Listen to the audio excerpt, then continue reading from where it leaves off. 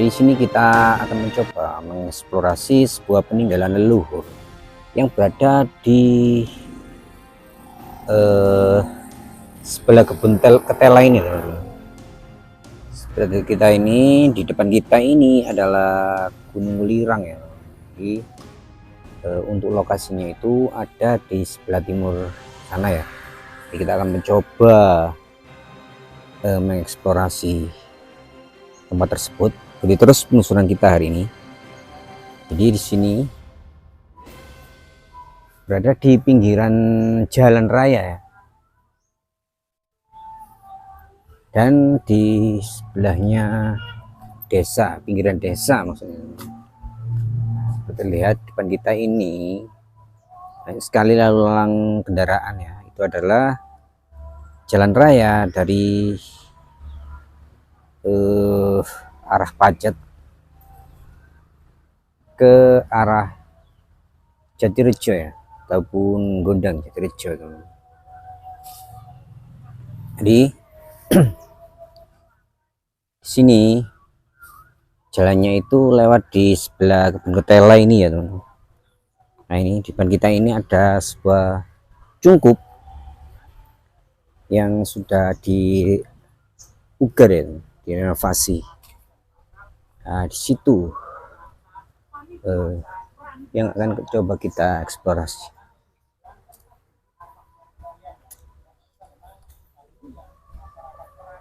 Jadi hari ini kebetulan suasananya mendung ya, teman. Nah ini di tempatnya sudah di keramik, teman. Ini dikasih pagar pembatas mengeliling. Ini ada dua buah makam kuno yang bernisan batu andesit sebetulnya. Nah ini kayak semacam bibisan, teman-teman. Nah ini di sebelah ya, di sebelah selatannya ini juga ada, teman-teman, sebuah batu mirip-mirip batu meteor, teman-teman. Ternyata batu mortal stone atau batu lumpang, teman-teman. Nah ini warnanya kok mirip-mirip hitam pekat ya, dan sangat besar sekali ini. Nah, ini masih diuri-uri oleh warga ya, teman.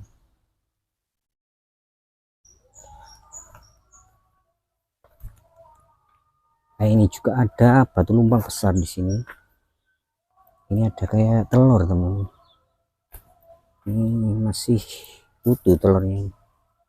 Ada uang logam juga, kendi kecil ya, teman.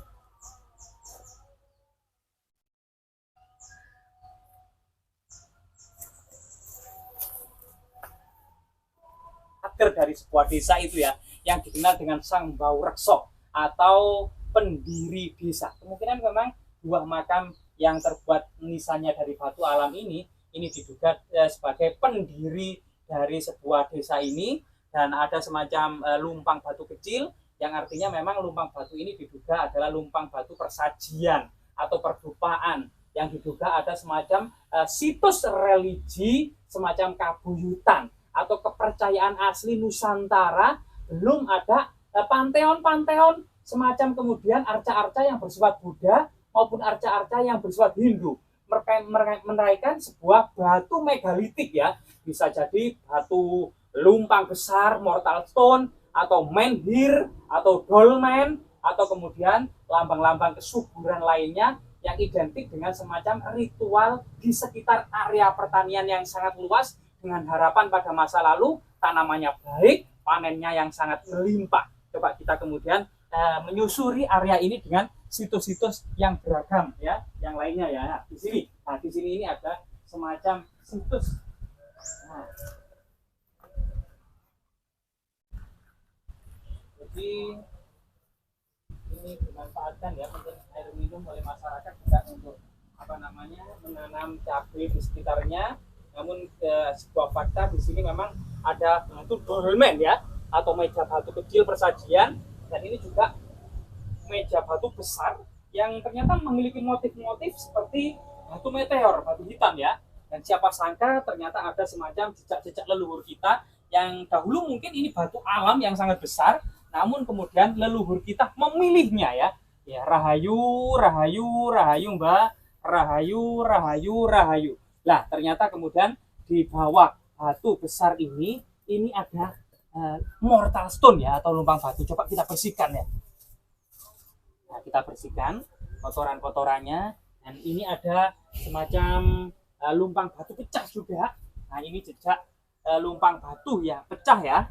Nah, ini dahulunya mungkin tidak pecah. Jadi lumpang batu yang ini kelihatannya dari segi ukuran ini relatif kecil ya, relatif kecil. Kalau ini untuk menumbuk biji-bijian, untuk menumbuk kemudian umbi-umbian, ini terlalu landai dan kecil. Sehingga kemudian apa fungsi dan kegunaan batu lumpang ini, atau juga mirip dengan batu dakon dari segi ukuran ya, yang diduga kemudian pada masa lalu batu ini sebagai batu peringatan, batu lambang kesuburan, tempat duduk arwah nenek moyang, termasuk kemudian tetesan-tetesan air yang hujan untuk pertama kalinya yang ditampung ini bisa juga sebagai titi mongso ya, atau pranata mangsa. Sedangkan lumpang yang besar ini, yang dengan lubang yang besar, memang ini memiliki fungsi profan gitu ya, yang diduga batu lumpang besar ini untuk menumbuk biji-bijian, dedaunan, rempah-rempah atau umbi-umbian untuk kebutuhan pangan, untuk kebutuhan makan untuk sehari-hari.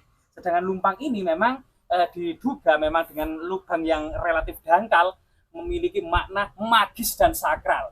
Termasuk bisa jadi ya pada masa peradaban kuno Hindu-Buddha, lumpang ini untuk menetapkan sebagai tanah sima perdikan area ini gitu ya, dimana dalam ceritanya dalam prasasti seorang pendeta Makudur gitu ya, dalam menetapkan upacara penetapan atau penusukan tanah sima perdikan itu kemudian memecah telur di atas batu kalumpang, menyembelih ayam di atas batu kalumpang, seraya kemudian menghadap ke utara, menghadap ke barat, menghadap ke selatan, menghadap ke timur, membacakan mantra-mantra dan doa-doa pada masa lalu termasuk dewa-dewi disebut.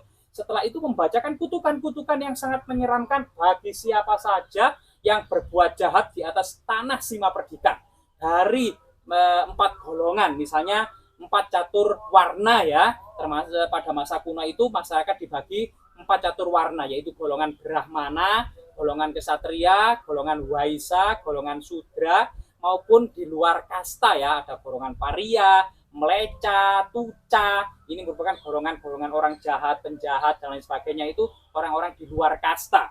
Sehingga kemudian termasuk kemudian dari golongan 4 catur asrama ya, 4 catur asrama masyarakat dahulu dibagi menjadi 4 catur asrama dari segi usia, yaitu Brahmacarin, usia mencari ilmu sebanyak-banyaknya, usia anak-anak ya, Grihasta, yaitu usia berumah tangga, Wanaprasta, usia pensiun pergi ke hutan untuk menemui para pertapa, memperdalam dharma, dan Sunyasa, fokus meditasi ya, usia ini guna kemudian persiapan menjemput moksa. Nah, ini adalah 4 catur asrama. Dari 4 catur asrama maupun 4 catur warna, siapa saja yang berbuat jahat di area tanah-tanah sima perdikan dengan status batu kalumpang ini, kemudian akan mendapatkan kutukan-kutukan ya. Barang siapa saja yang melanggar ketetapan raja atau berbuat jahat tersebut, jika ke sungai akan dimakan buaya, jika ke hutan akan dipatok ular, jika ke laut akan dimakan ikan, kemudian akan direngkah kepalanya, akan disobek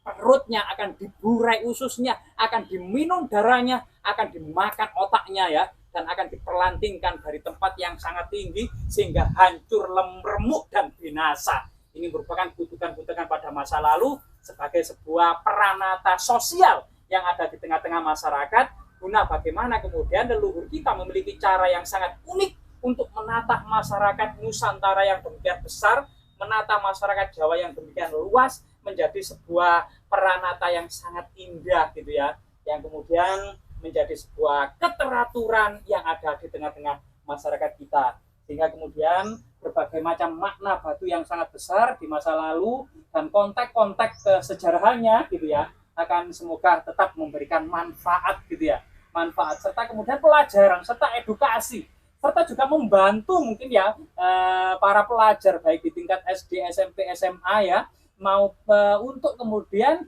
yang dimana ada mata pelajaran sejarah atau sosial yang kemudian bisa kemudian video-video kita itu mencoba mereview dalam pandangan yang berbeda gitu ya, untuk membantu mengungkap atau menghafal kembali pelajaran-pelajaran yang sudah dipelajari di bangku sekolah. Semoga kemudian aktivitas kita bermanfaat dan ternyata tidak hanya bangku sekolah dan buku saja secara teoritis, kita langsung terjun di lapangan untuk membuktikan secara empirik, kredibel dan autentik bahwasanya keberadaan ya berbagai macam hal-hal seperti ini nyata adanya, bahwasanya pada masa lalu di suatu tempat tertentu di waktu itu ada semacam ritual ya, di mana kemudian masyarakat datang ke sini bersama-sama kenduri, bersama-sama makan bersama, guyup rukun sebagai sebuah peranata sosial, kerukunan, gotong royong, dan ini merupakan mahkota dari masyarakat Nusantara. Semoga bermanfaat.